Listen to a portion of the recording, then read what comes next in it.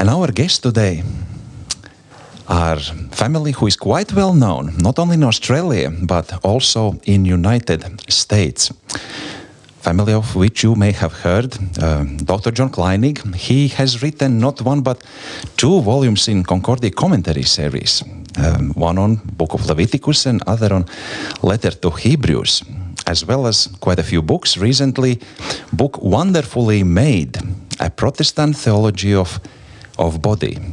Besides, numerous articles, and he has lectured around the world in many countries. And next to John is Claire. She is the person who has been next to John for many years, and she's a person, we could say, that could make all of that, what John has done, possible. Welcome, John, and welcome, Claire.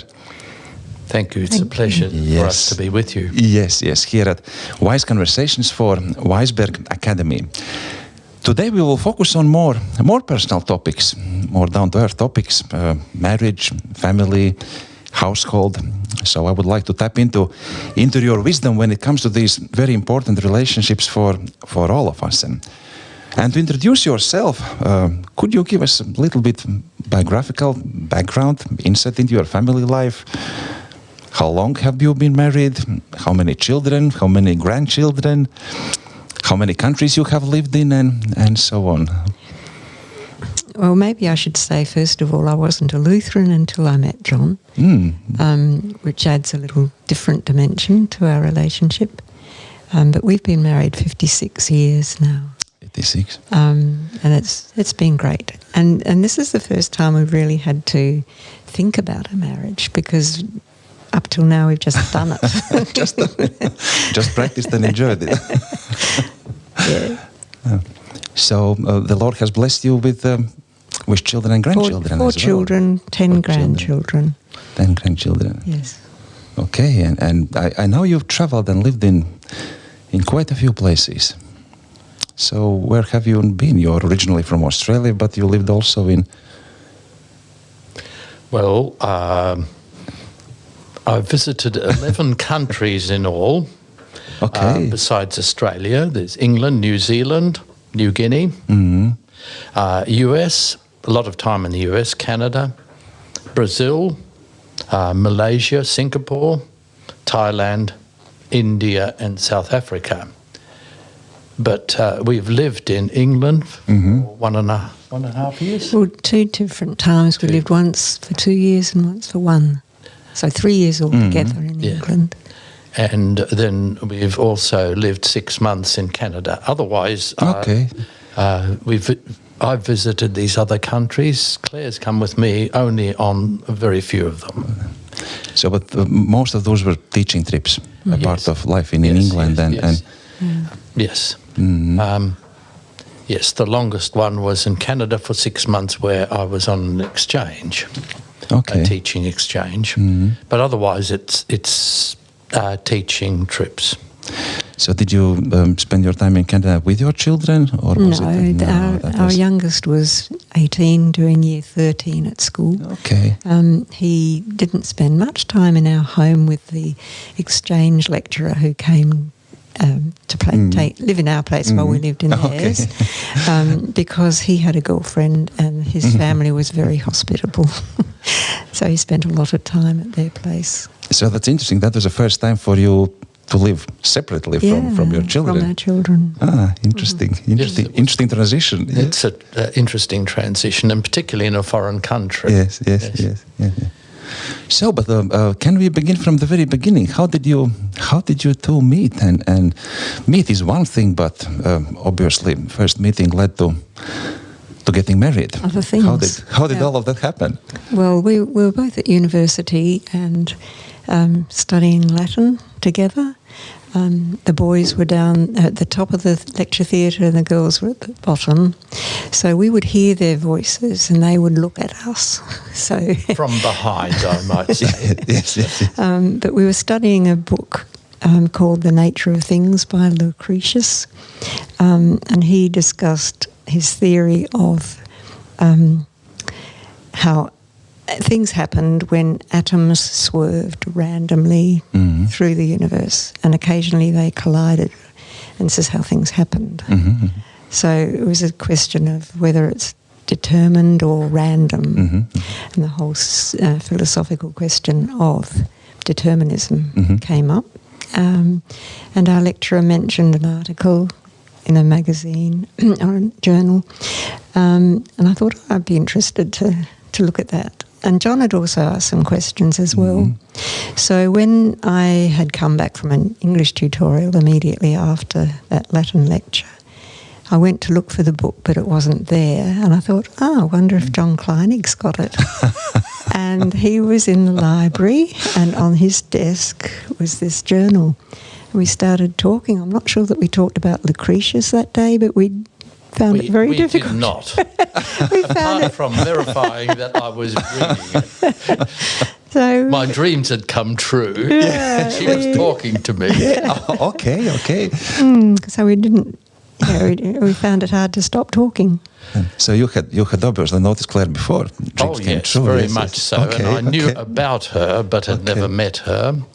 We started talking in the library stacks. No, it was at your desk, actually. Yes, but that was we were eventually evicted by the librarian, and we continued to talk outside, and we haven't stopped talking ever since. Okay. and somehow in that conversation, the question of marriage came up, obviously.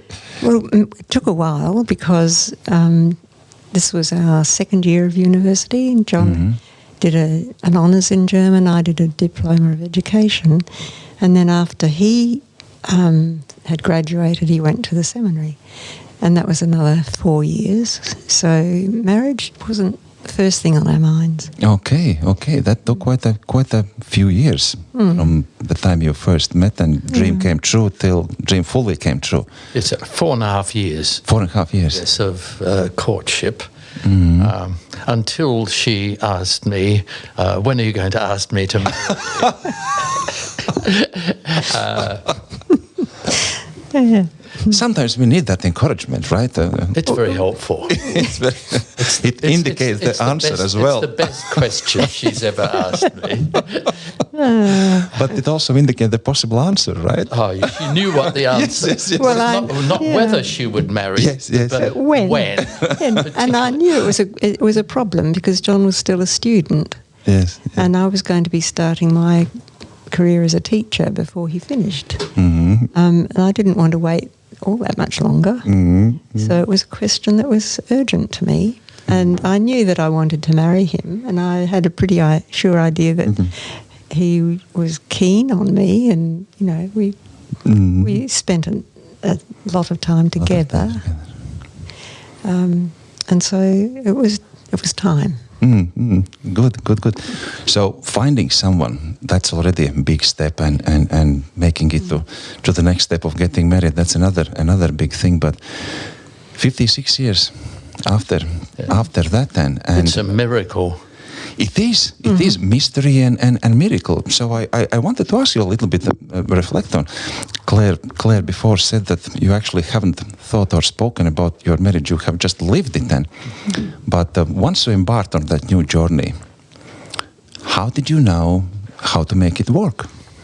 Have you learned it from your parents, from their example, or was there some biblical teaching which shaped your understanding, your attitude towards marriage, or how did you embark on that journey and made it successful? I guess in hope, first of all, you don't really know what's going to happen. But the experience has taught us what we needed to know. The example of my parents, who had a loving relationship, was a good one. But in some ways it was deficient because it was a very much...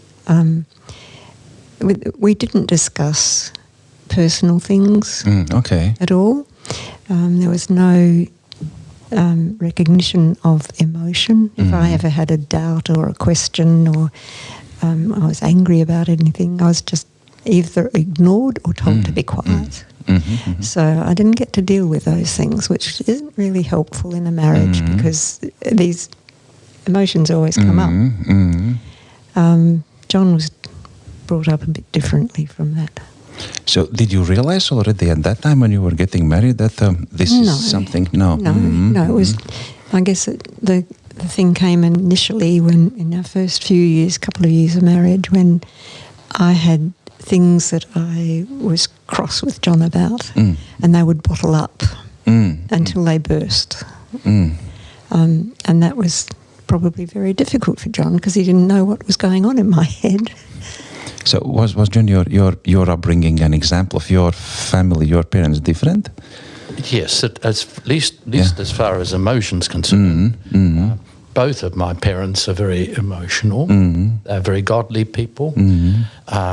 And one of the rules that my mother imposed with my father and us was that you don't go to sleep angry. You don't let the sun go down in your wrath. It's a good tip, remember, for everyone. And so much so. And the other one was too that she was a very peaceful, warm woman. And she never ever criticised or challenged Dad in front of us. But she waited until they were in the bedroom. And so we would hear them rowing, and she wouldn't sorting out arguments. Yes, sorting out the problems. She wouldn't let Dad go to sleep until they had basically sorted it out. But if you're thinking in terms of the learning, there's the example for both of us of our parents, but as Claire said, it's the school of experience. Yes. The University of Hard Knocks, the old-time Aussies used to call it, and it has to do with wisdom. Now, there's a difference between knowledge, knowing in theory, and wisdom, which is not know what, but knowing how. And when, perhaps. It's how, when, where, why, the practical side. And there's no shortcut to experience. So it's from the hard school of experience.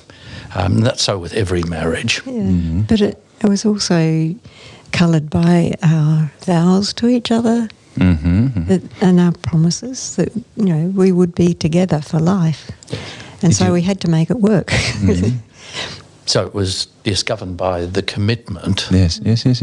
Foundation was commitment and promise. Yes. The framework that you have to make it work till then. Very good. I think that's one of the things that often is missing these days, that the foundation is not commitment, but I like you, I have these feelings, and I don't have those feelings anymore, and then it's done. Yes. And then with comes to wisdom, on top of that then, the learning has been the wisdom of God, which didn't come first, but comes, if you like, later on, helping us to make sense of what was going on in our marriage and learning from what seemed to be the negative sides, the differences of opinion, the differences of character. Claire's more reserved, I'm more emotional out there, learning from that and learning from all the many positive and negative experiences of a long life together. So it's natural wisdom of experience, but then also God's... being shaped and framed by God's spoken wisdom and His Spirit, yes. An example of this is going to younger people's weddings. We'd been married for quite a long while, and I'd get this text. Can I quote that now? Oh, yes, please. This is from Ecclesiastes chapter 4. 2 are better than 1, because they have a good reward for their toil. For if they fall, one will lift his fellow up. But woe to him who is alone when he falls and has not another to lift him up. And again, if 2 lie down together, they keep warm. But how can one keep warm alone? And though a man might prevail against one who is alone, 2 will withstand him. A 3-fold cord is not quickly broken. And that to me was a confirmation that, that 3rd cord in our marriage was our Heavenly Father. And He, bound us together and kept us together and helped us when we fell and all those other things. But it is also, marriage also is that one setting which I think by God's design is given to us to, how to put it, to teach us how to carry our crosses, how to see other person as more significant, as Paul describes. And how have you experienced this in your life together, in your interaction? And how has that relationship learned you to perhaps deny yourself and look at the institution of marriage or other person as more significant than? Yeah, I could say something about that in relation to my life as a mother, particularly, because when John was studying, I was providing for him. So that was my role. I was a kept man. Yes. In those days. Once he went to Luther College in Melbourne, I was very much, in the community and part of what he was doing. But he was so busy that he wasn't involved very much in my daily life. And when we got to St. Peter's, it was worse because that was a boarding school and he was on call really 24 hours a day. And by that time we had 3 children. So that was the toughest, really. And I just had to live with it. And it was hard, but I knew that what John was doing was important. So would you look at that time as a most difficult time in your relationship? It was one. It wasn't really difficult for us as a couple. Yes. But of practicalities. Yeah, but it was hard for me to manage that time, being so much alone. So speaking about difficulties, marriage is, I think, this it has this mysterious power. So if it goes well, it has this power to transform our entire lives and sort of give us wings and lift us up. And if it doesn't go well, it has the mysterious power to really drag us down and our entire lives down. Yeah.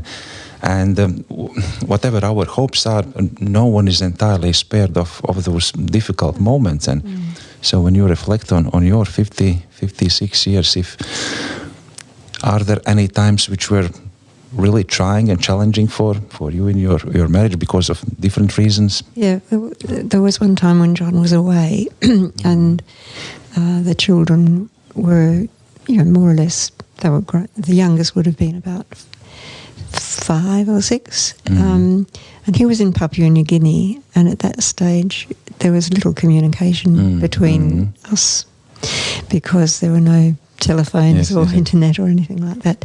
And I was picking up his mail from ALC, and there were some letters there from one particular woman. And she was saying things, I miss you, I wish I could talk to you, and all this sort of stuff, signing herself, yours, whatever. And I thought, my goodness, what's going on this? And it made me feel quite sick. And I had to wait until John got back. That was a really difficult time. But, that was... not knowing, that was really the only time when I felt our marriage might be threatened. Yes. So how did you make through? What helped you to make through? And when you look back to it, what did you learn and what advice you may give to someone who may happen to be in a similar situation? I think it's a matter of enduring, and that's one of the things, it was our wedding text, which is another one from Hebrews, chapter 10. So just enduring and waiting until we could sort it out. Remembering the mindset that you have built your relationships on promise, on commitment. That's right. Yes, if I can read that. Yes. Text that Claire was referring to, which is very important for us. Do not throw away your confidence, which is great reward. That's Hebrews 10:36. For you have need of endurance, so that when you've done the will of God, you may receive what is promised. And can I went on even further than that, yes, I think.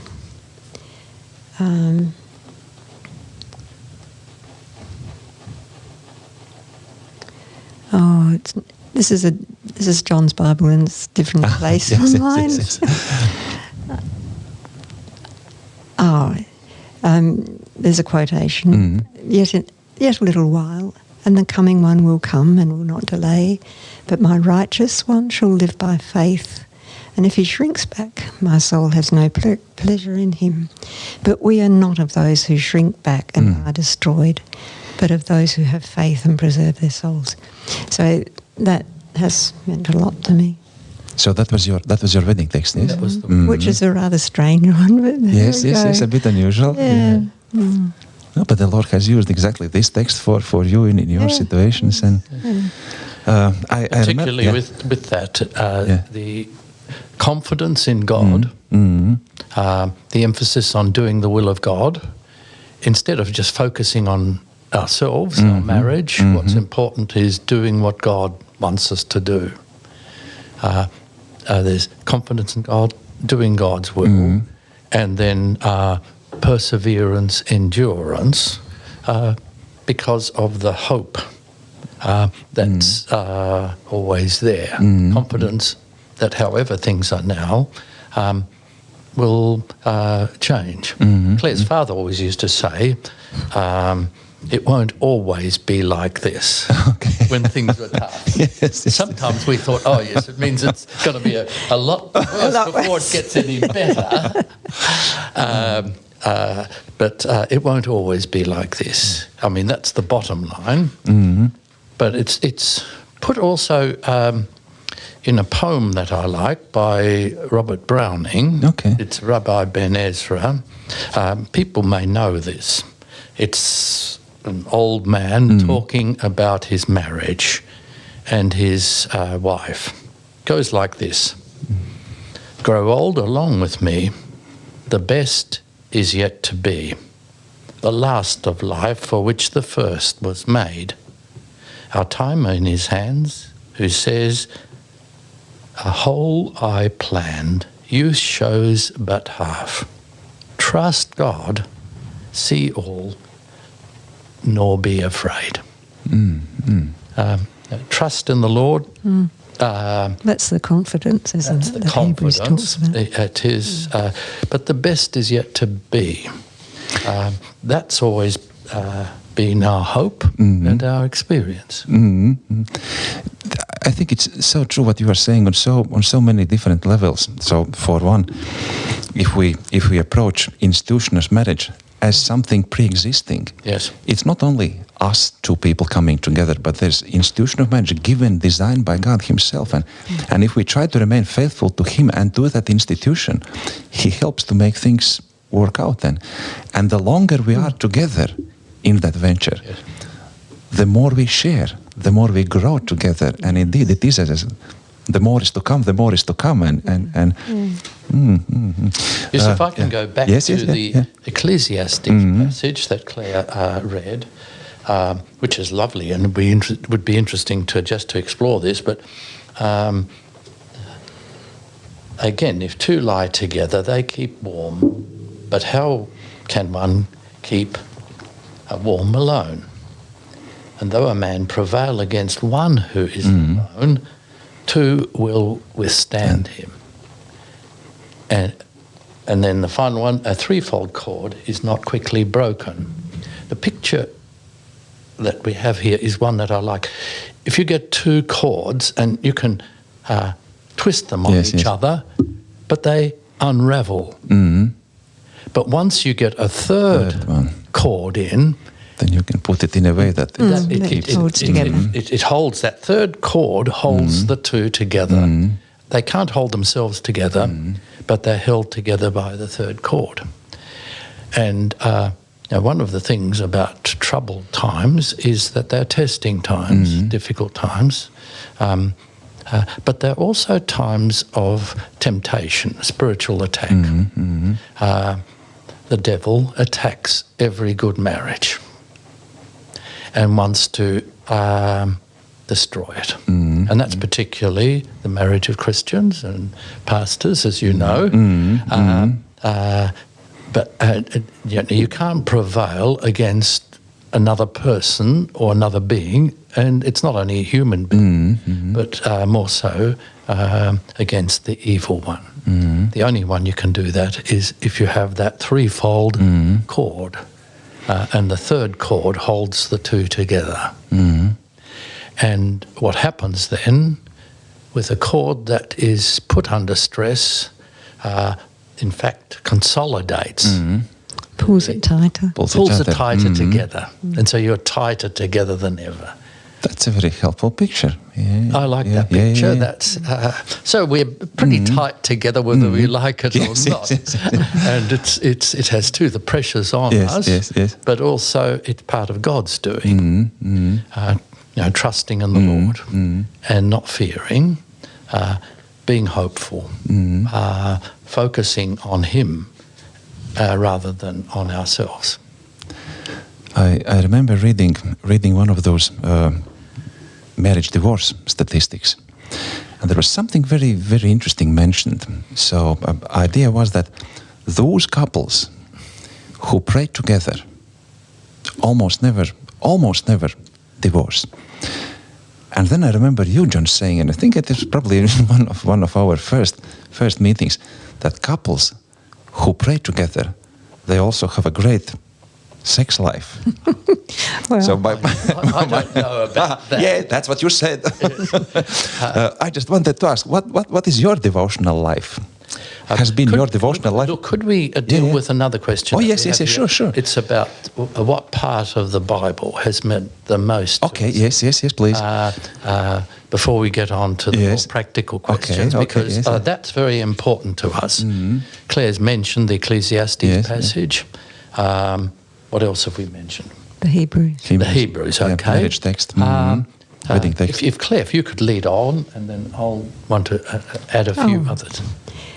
Well, the other one is that sort of ties in with the complementarity and the difficulty of working together when we've got such different jobs, and that is that God created us to be help, or the woman to be a helpmeet for the man that He created, and I guess that's my role really, and I see that as I'm quite happy there. To be doing. Certainly when the children were little, I was the one who looked after them. And so that biblical framework of us created equal in God's image and likeness, but with different functions, different purposes. And different roles. I looked after them and I did lots of the ordinary day things. Don would come home and have fun with them, which was fine with me. That's good. He'd tickle them and make them laugh, and this sort of thing, and that's taking the pressure off. Yes. And I thought, that's a good thing to do. So you have experienced it in your life in a positive way, in a complementary way, both of you having these different roles in your relationships, different purposes, in a sense. Yes. Yeah, something's to do with our female-male actuality. And the other one is to do with character and talent. And so I'm the one who does the banking.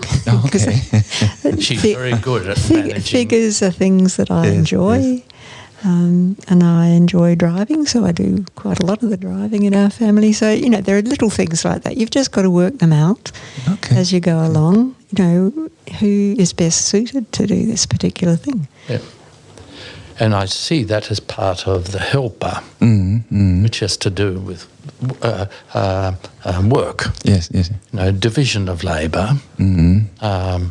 That marriage can only... Theoretically, marriage is an exercise in impossibility. It shouldn't work. Now, you get two people that come from different backgrounds thrown together.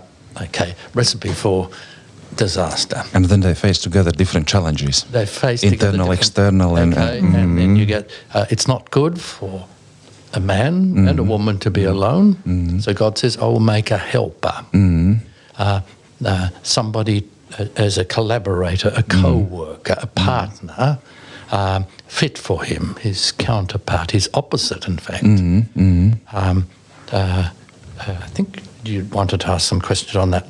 We can deal with that a little bit later, but that is, if you like, one of the foundational teachings, biblical teachings, biblical teachings, and it means a lot to both of us. And no, we can talk, reflect on it a bit more, because it's interesting. I remember when we, for the first time, met John in Concordia Seminary in St. Louis, and invited him to come over for us for conversation. And when he arrived, I realized immediately that he had this understanding that there are sex differences between male and female. Do you know how I guessed it? He brought us 2 gifts. He brought beer and flowers. And he gave beer to me and flowers to Jana.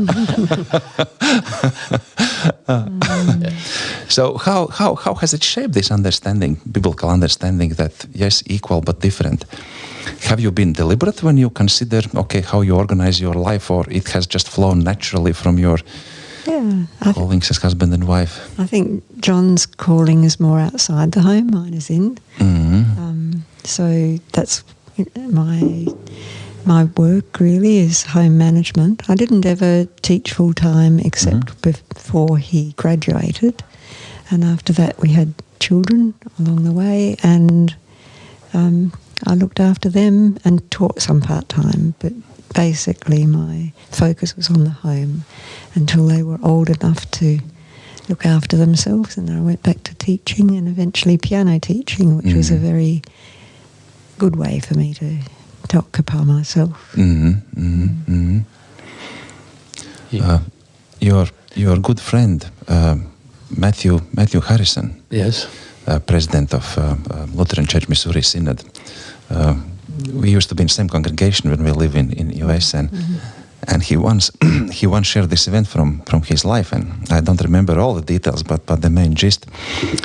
So he and his wife Kathy, I think they were driving to school reunion or something in their hometown, and they stopped to buy a few things, and Matthew noticed that Kathy is talking with one of service workers, and so he was curious.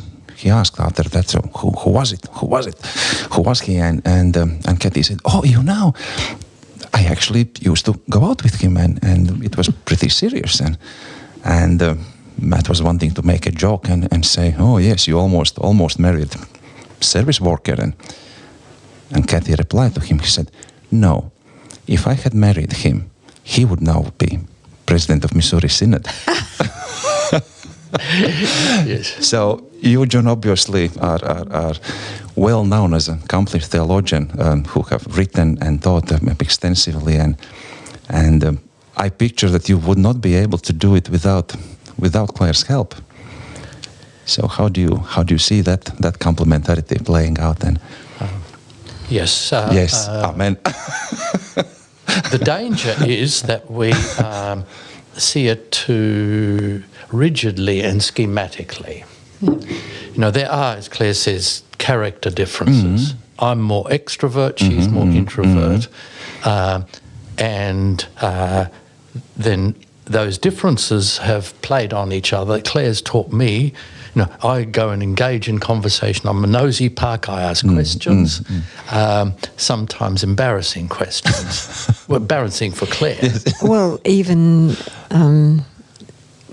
uncomfortable questions for other people. Yes. And I don't always notice how they squirm. Can you give one example? I'm really intrigued. I think there are some people who avoid John because he interrogates them. Just ask questions. How are things going? How are the kids? It's that what on the face of it is. Yeah, and even how's your job going? Well, that can be confronting for some people. Yes. Okay. But you just want to find out how they are, and so you ask important questions about important things, not surface level, but how things really are. That's right, and they'd rather not talk about them. Okay. And very often it's touchy things. The obvious things are important things, touchy things. That's my character, extrovert, gregarious, asking questions. Claire's taught me, because she's more introvert, to tone down just to not to push too much, yes. to change the topic, as it were, and let the other person take over the conversation. And we've helped each other on this. I think, Claire, you're more able now to engage people, Sure. and I've learned to tone it down somewhat. That's a character difference. Then there's the obvious difference of But also learning and complementing, in a sense, one another in that way. Yeah, and getting So feedback. you have been toned down a little bit and made more comfortable for others. And Claire has become more outgoing. Yes. Yes. Able to engage. Able to, yeah. Yes, and you knock the rough edges off each other, not just in the relationship, but in relationship to other people too. There's the differences that are obvious, of the sexual differences of male, female, father, mother. There's the paternal role and then the maternal role. That shapes the whole marriage, and particularly having children and family life. There's lots of things that flow out from that. So for me, work is most important.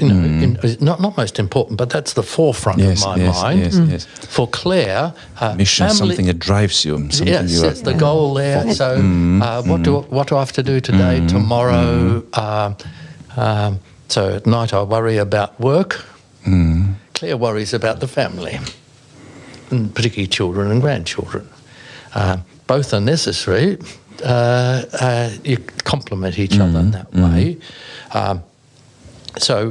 But I don't see that this complementarity. Now, in the picture is that sometimes you see two halves of a circle coming together to form a whole. More like two pieces of puzzle. Different, two but pieces of puzzle, together and making there's one. no one. I think there's something more dynamic than that. Okay. The marriage is a circle, say, but what's happening inside it is fluid. And so there are particles that cross from one side to the other, depending on the circumstances. I think I'd rather see More dynamic picture. Yeah. I see it very much like Claire as a dynamic process rather than static roles. Male role, female role, father's role, mother's role. So it's a process. And the way I see it is kind of polarity. In a magnetic field, you have two poles, and they change. They affect each other. The poles, you could say, of giving, receiving, but even that's not terribly good because it changes all the time. But there's a certain... And in life also, circumstances change. There are different times in family life and in your work life. To that. Yes. But it's a polarity within a divine order.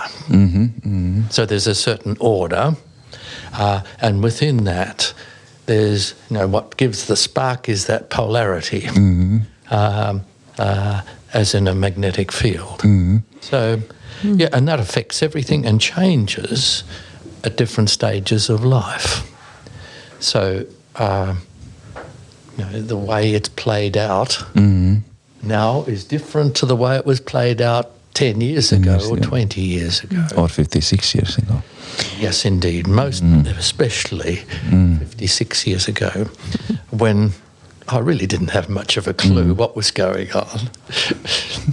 But I was going to give it a go. Yes. About your devotional life, I wanted to ask the question, but we sort of got diverted.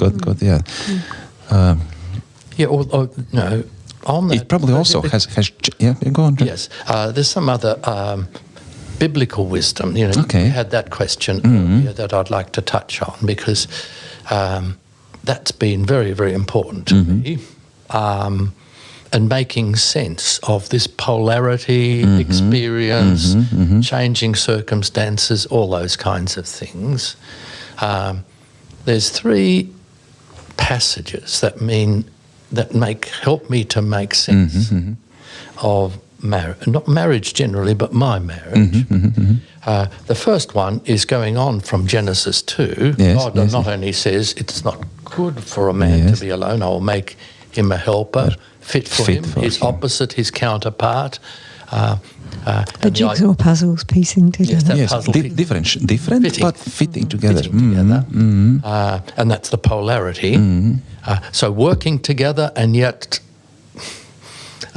Being different. being different. And in a good marriage, there's two things that happen with that polarity. One is that as time goes on, you find out more and more what you have in common. But as time goes on, you also experience how different the other person is. And to some extent, in a good marriage, I would maintain the differences are enhanced in a positive way. And they grow. And in that way, the two complement each other in that kind of process that develops. And you mean not only when it comes to different sex roles, but also when it comes to different character attributes which we bring in. And and particularly character. Just take Claire, introvert. I'm extrovert. There's many other things that we could talk about. But say that dynamic is then within a fixed order, and that order is the order of marriage, and is described later on in the end of that chapter. And, this is the way it's put: the Lord God caused a deep sleep to fall upon the man, and while he slept, he took out one of his ribs, or even his rib cage, his side, and closed up its place with flesh. And the rib cage, or the side that the Lord had taken from the man, he made into a woman and brought her to the man. And the man said, "This is at last is bone of my bones and flesh of my flesh." I think there was more excitement in Adam's voice when he said it. I'm trying to Finally! tone it. Ha! Here she comes! She shall be called woman, because she's taken from man. And then there's the therefore. Therefore a man shall leave his father and his mother and cleave or hold fast to his wife, and they shall become one flesh. Shall here is also a statement. They will leave, they will hold fast, they will become one flesh. Now, one of the most helpful things that I've ever come across is a detailed understanding of those three things, which are totally unexpected. Usually, in most societies, the woman leaves her family and joins the man's family. Yes. But here the emphasis is on the opposite. How important it is that the man leaves his father and mother and joins his wife, and they become one flesh. And unless that leaving, now part of God's order for marriage, that dynamic, unless there's leaving, then there won't be cleaving, which is the commitment. Cleaves to his wife. And what's interesting is, and I think this is one of issues that society has gone astray these days, that we want to go to the second step and third step, but we don't want to do the leaving part. The leaving is how would you articulate? How would you articulate in a different language this leaving part? What it means? It's articulated in the marriage order. In the now we have it used to be the giving away of the wife, the daughter. Now you have it, I think much more helpful, the blessing. Do you give your blessing to this marriage to the parents? To both sets of parents. Both sets of parents need to let go. Let go. And what's painful, and people laugh and cry in marriages, marriage is painful for parents. Because could be. It can be. Yeah. But even the best of circumstances, it's painful. Cutting because ties. That's the end of that stage. So you get the leaving, you get the cleaving. And you can say that before they get married, their most important relationships are with their parents. Yes. Yeah, that's right. And from that moment onwards, the most important, the number one priority is spousal relationships. And Yes, yes. And that's important, that the marriage takes priority over all other relationships. It comes first. And what's interesting is always in a text is not what it says, but what it doesn't say. It doesn't say, therefore,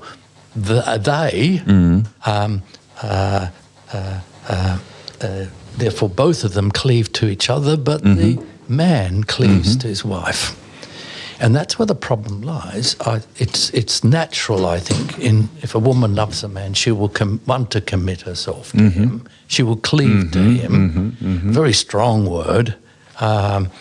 It's like a gluing together. Yes, gluing, sticking, being stuck together and remaining stuck together.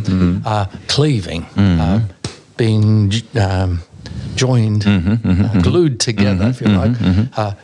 The problem is, and it's getting worse, of men, partly because they haven't been able to leave father and mother, that they are unable to commit themselves to the opposite sex. And then that's the onus there is God's order. First of all, man leaving, man cleaving, and then you get the one fleshing. And the two will become one flesh. And that obviously refers to not just to the sexual side of marriage, but the result of the sexual side of marriage, that they are no longer two units, but they are one. Full openness and trust and unity at all in all levels, possible from the ways. most physical through to the most spiritual side of marriage. And that's God's order in marriage.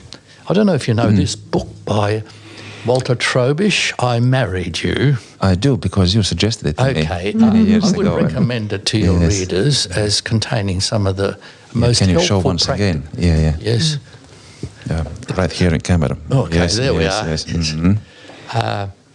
And I think he uses this metaphor of a chair with the three legs. Yes. The three things are like a three legs: leaving, cleaving, becoming one flesh. You take one away, and it can't stand. Then. Or it is the three side of a triangle. Yes. And he says, the stool is the image, which wobbles over if you only have two legs. yes, and it can't stand. There's one other aspect of that passage that is easy overlooked, and that is that God brought the woman to the man. Just looking, that God is the one who brings them together. Brings together and unites what shouldn't be able to be united. He brings it together. He's the marriage celebrant. He brings them together. Not only celebrant, but designer. It's his design. This whole lot design. And then Jesus says in the New Testament, what God joins together, let no one separate.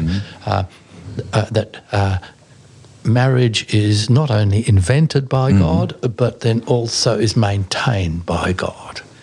He brings and keeps. He doesn't just bring Claire and me together 56 years ago and more.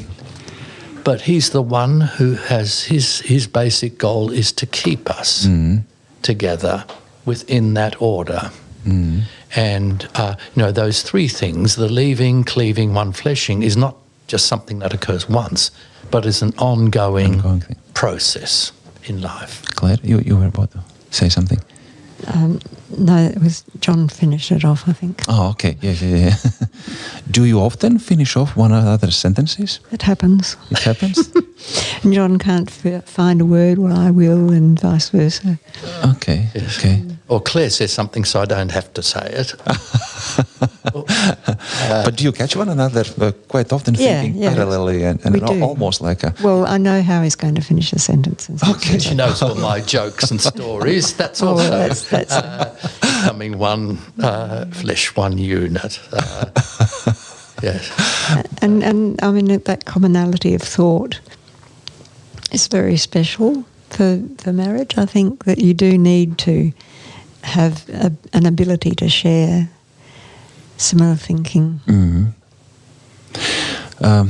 You mentioned in the beginning of conversation that you come from different Christian background than John, and so how did that play out in your relations? Because today I think unfortunately there are many instances where people did not perhaps consider seriously enough those deep faith commitments and what role they will play in their life together.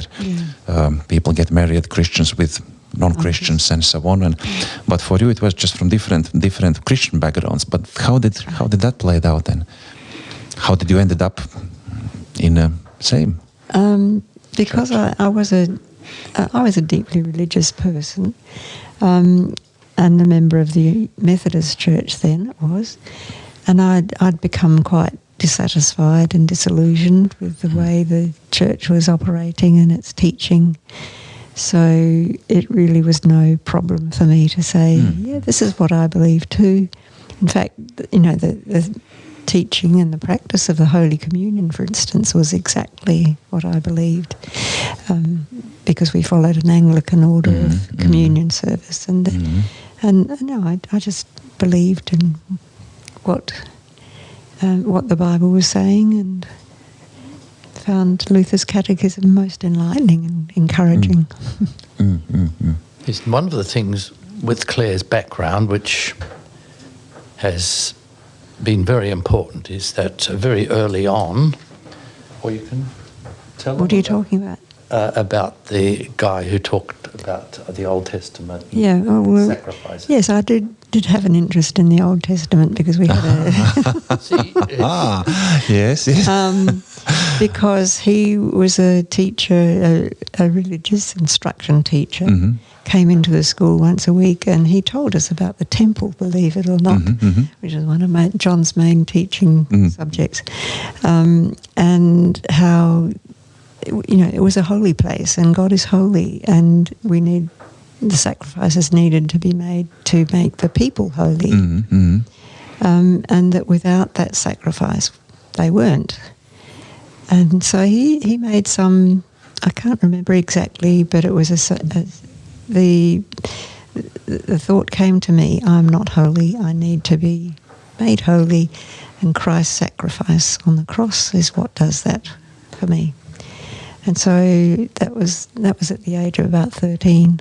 Okay. Yeah, so I've always been very aware. Deep thinker already since your almost early teenage years. Oh, well, people do think as children. Not everyone, yes. But anyway, that made it easy to fit in with the whole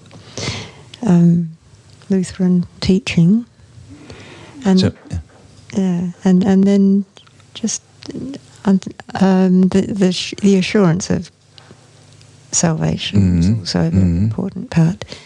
That the Methodist Church sort of said you've got to be holy, and described it as a step to which you could achieve by yourself.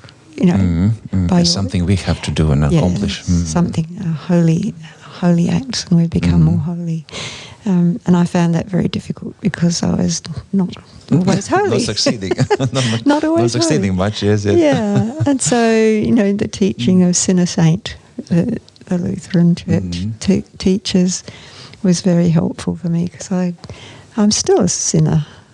Are you? I noticed. Still a sinner.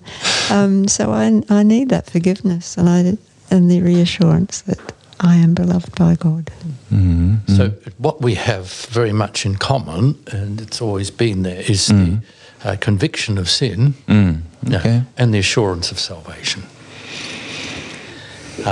That's been foundational, and that's been refined with the passage of time, I think. Again, those tools on those two you can look as opposite poles. The deeper your understanding of your sinfulness, the more you will appreciate and rejoice in God's grace. Mercy. Yeah, God's grace and mercy. Justification and forgiveness and all those things, yes. So 56 years, that's your current accomplishment, but you also have 4 children and 10 grandchildren. Are all your children married? Yes. Yes, they all are married. So you've seen your marriage unfolding, you've seen your children marriages unfolding, having a lot of friends. What would be your advice for someone who is looking for a partner, who is looking for a spouse, who wants to get married. So what things to keep in mind when you look for that other person?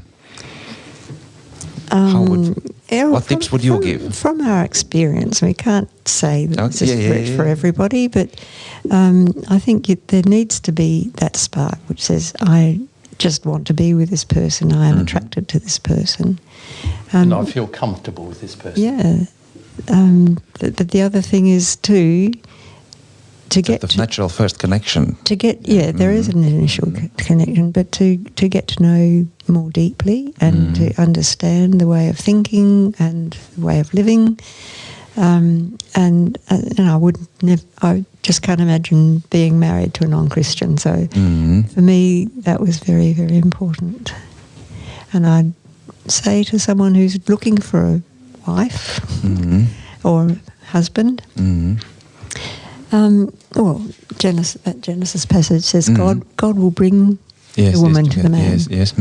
And I think he does lead, and we need to wait on that happening. So you can go looking for a man, and you can get led astray, I think, if that's your sole focus.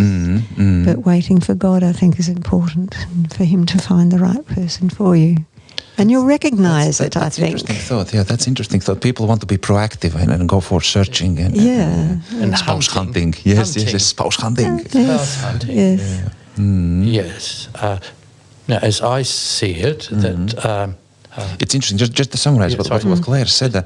So this natural connection, this attraction, which kind of you feel immediately, and then spend significant time learning, understanding other person, and from Christian perspective, would be to share the same common Christian worldview, same faith, and which then unites you on a very deep level. And then fourth was waiting for the Lord to bring that person. And interesting. Waiting.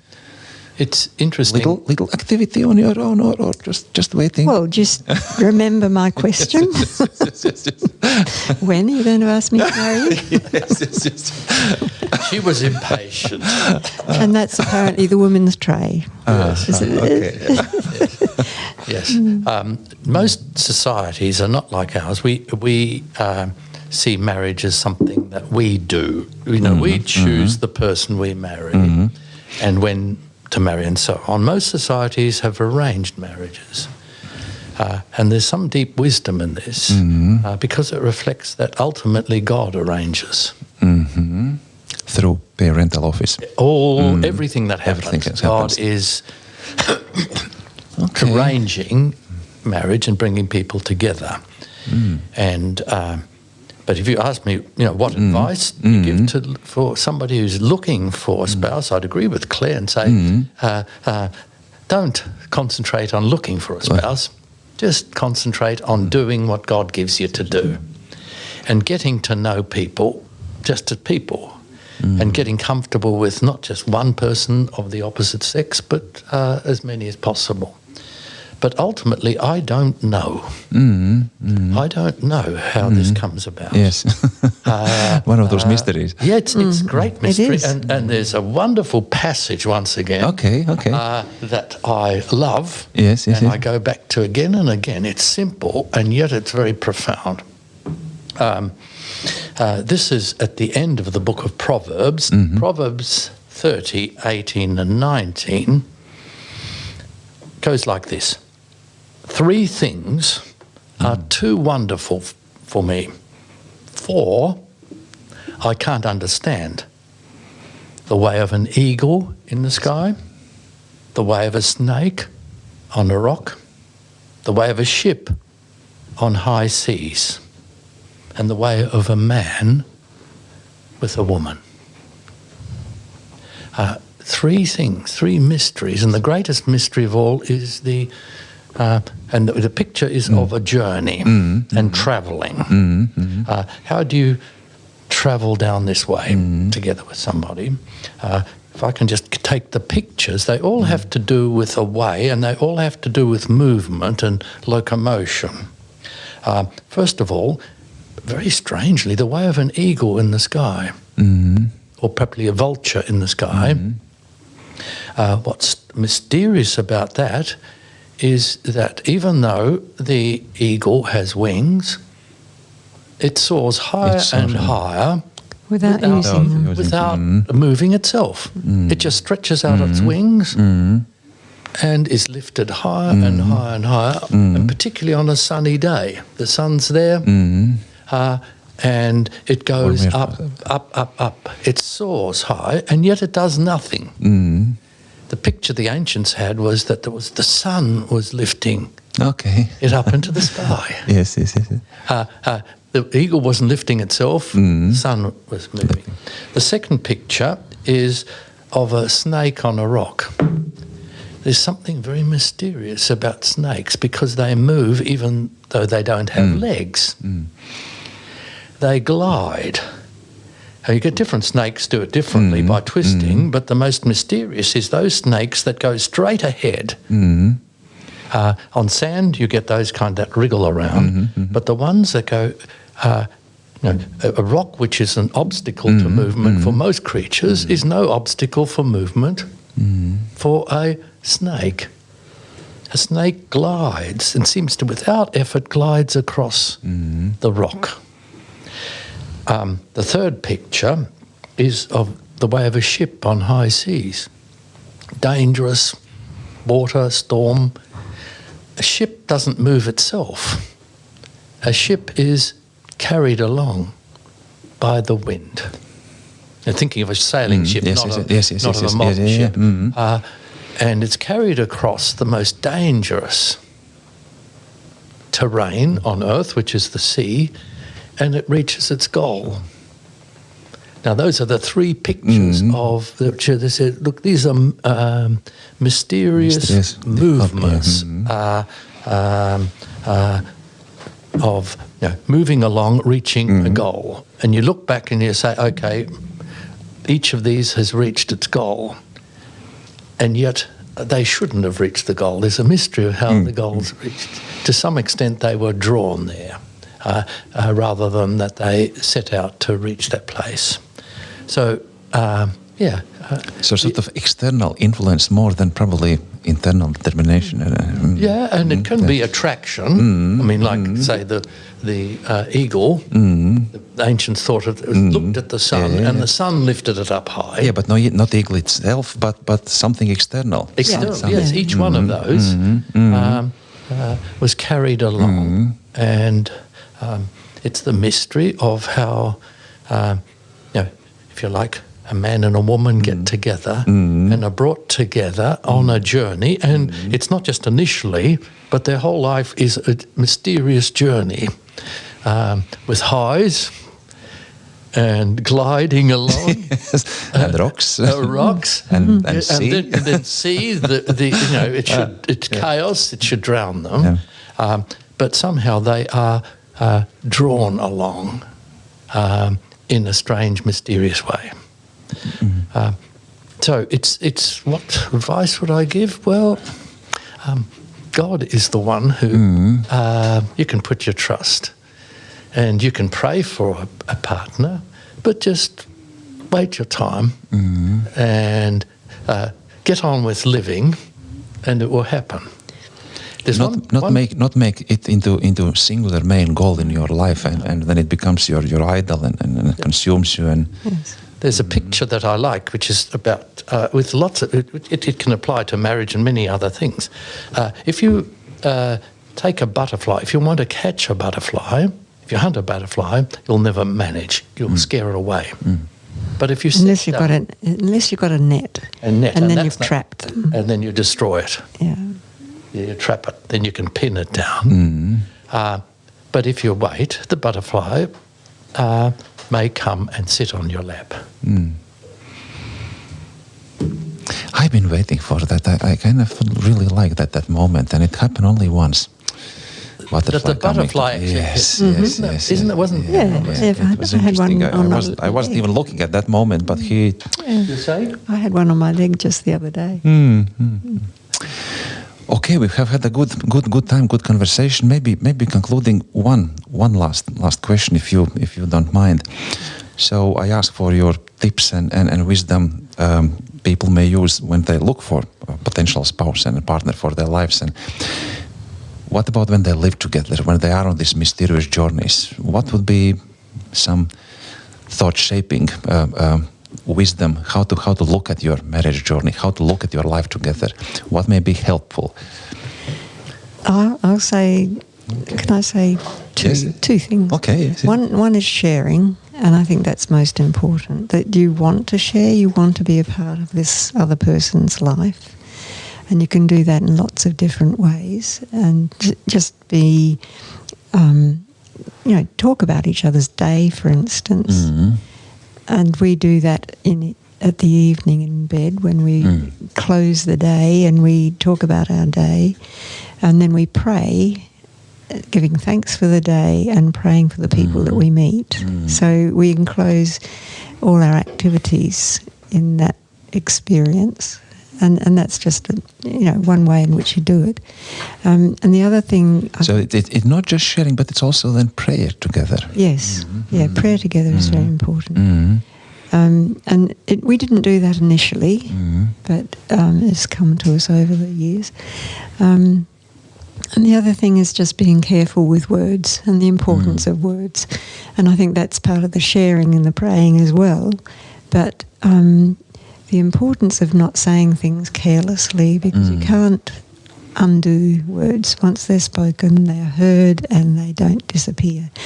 So, and then the other use of words is to say sorry when you need to and be ready to forgive. So communication, open, deep, honest communication, and careful, loving communication. Yes. Keeping in mind others' best interests, and not only to communicate what I feel at the moment, but speaking the truth in love. Yes. John? Yeah, three things, and however you look at it, it all comes down to certain basic things, and that the same thing from different points of view. There's a friend of mine who, at his marriage, was, I don't know whether it's at his marriage, it might have been at the reception. At the reception, or it might have been as part of the marriage sermon. Somebody who is close to him said to him, never think of yourself apart from your wife, and never think of your wife apart from you. Yourself. So quite consciously, deliberately avoiding the temptation to dissociate you in some way. And there's so many thousands of ways you can do that. Yes, that's interesting. And, there's all sorts of things, respecting each other and so on, defending each other, but never thinking of yourself apart from your spouse, never acting apart from your spouse. That you are one unit, one flesh. So that's a mindset to keep before your eyes all the time. Yeah. That's the sharing. Not think, what I would like, what I would want, what I would dream about, but always bringing other person in that consideration, keeping two as a one. Yes, and very interesting. I hadn't heard this one. And that anything else is impossible. So it's impossible. Instead of entertaining what life would be like, if I had some time to myself, etc., could do my own thing, saying no, that is a no-no. So one unit. The second thing is so obvious, and that is the practice of gratitude, saying thank you. You can never thank your spouse enough. And that's because the devil always makes us aware of shortcomings. If you're living with close with each other in their face, you can see their faults, their failings more clearly than anybody else. And how they annoy you. Irritate you. And it's so easy to keep a record of wrongs. Yes. And they build up. And good things kind of are perceived as natural, as a given. That's how it's supposed to be. And instead of seeing that it's a gift, and everything is a gift, and so quite deliberately to say thank you. Thank you for this, thank you for that. The practice of gratitude and taking nothing for granted. Everything, for the marriage to work. It's a gift from God, but it's also a gift of both persons to each other, not because they have to get that have to, duty, obligation out of the picture. It's an undeserved privilege. I don't deserve to be loved. I don't deserve that Claire's been faithful to me, let alone wash my clothes and prepare dinner for me, and listen to my jokes and stories 1,000 times, etc. The practice of gratitude, and also with that, then to avoid criticism and expression of dissatisfaction. And that quite often happens in the sexual area, that we signal, if you like, sexual dissatisfaction with each other instead of appreciation. The practice of gratitude. And the third thing that I would emphasize is fun. The importance of having fun. Not just enjoyment, but fun. There's an old saying, the reason why angels can fly is because they take themselves so lightly. The reason for, a cause of a good marriage is that both don't take themselves too seriously. Take it seriously and burden each other with expectations and demands and just have fun. Now, fun is one of the funniest things in life because it's unintentional. It just happens. You have fun together, and it's hard to say why fun is fun. It happens, and it's one of the most enjoyable things there is. And that's where words come in as well. Words can be used to have fun. Fun, yes. And that's been important for us, hasn't it? Both of us are by nature very serious. She's got that Methodist seriousness. I've got that not just Germanic but Slavic seriousness, earnestness. There's always sheep stations at stake for everything. And people, if you can, I've had to hear God's voice and say, "John, lighten up a bit." Not completely, but just a bit. Just lighten up. It's not that serious. It's not that serious. And it's not the end of the world. And what you're really setting out for is not really as good as you think it's going to be. Enjoy the moment. Enjoy the moment. Enjoy what you can enjoy. Yeah, and have fun now. And if I look back, it's that's been a fault for me, is not being able to have the fun that I could have had. When you look back to 56, yes. And beyond that, really before that. So it has been serious. It has. What's been serious? Your life has been serious. It's been very serious, very earnest. And that's not, they're not two opposite things. No. True seriousness, which is taking God seriously, means that you can be light because everything doesn't depend on you. My marriage, my career, health and well-being, those things, children, grandchildren, etc. Ultimately, doesn't depend on me. I can't guarantee anything. And I think that's one thing that you learn, that the longer you live, how little you can actually influence in those things. And how little you can control anything. And it's not only that you can, but how bad it is to try and control your life. How badly you may fail if you do.